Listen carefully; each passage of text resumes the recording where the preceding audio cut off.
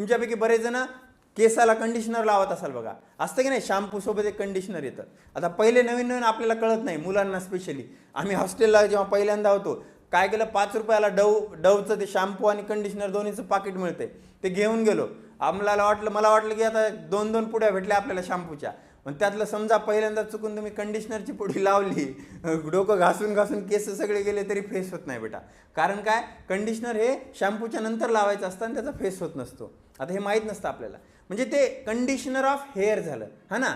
हेअरला तुम्हाला पाहिजे तसे चांगले हेअर मिळवण्यासाठी तुम्ही काय करता, तर तुम्ही कंडिशनरचा यूज करता. स्पेशली मुली यूज करतात. मुलांनी केलं तर मुलांचे पण केस एकदम रेशमी रेशमी होतील बेटा. बऱ्याच वेळा गावाकडे काय करतात, खोकला आला की त्या पडजिभीला वर दाबतात. असं समजलं जातं की ही पडजीभ तुमच्या जिभेला इथं टच करते आणि त्यामुळे गुदगुली होऊन तुम्हाला खोकला येतो. मग ते काय करतात, काहीतरी ते पीठ घेतात हातावर आणि ह्या असं तोंडात हात घालून याला वर दाबलं जातं. असं काही करायचं नसतं बेटा. जे करणारे लोक असतात त्यांनाही सांगा, खोकला इन्फेक्शनमुळे येत असतो, त्याची ट्रीटमेंट घेतली गेली पाहिजे.